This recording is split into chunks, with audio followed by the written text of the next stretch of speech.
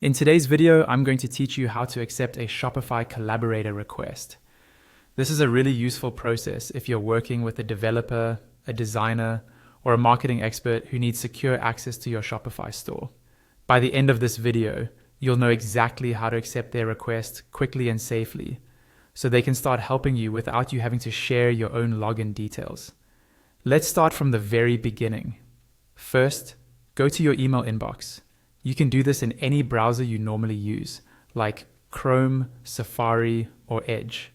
Just open a new tab, head to your email provider's website, and sign in if you're not already logged in. Make sure you're using the email address that's connected to your Shopify store, because that's where the Collaborator invitation will be sent.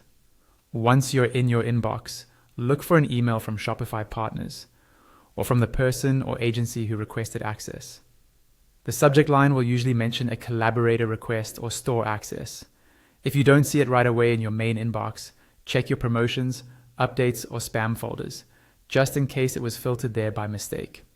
It can help to use the search bar in your email and type in Shopify Collaborator or Shopify Partners to find it faster. When you've located the email, click it to open. Inside, you'll see information about who is requesting access and which store the request is for.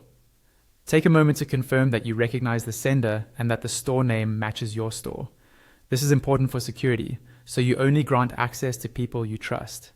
In the body of the email, you'll see a button or link that says something like View Invitation. Go ahead and click that. This is the key action that allows you to review and accept the request.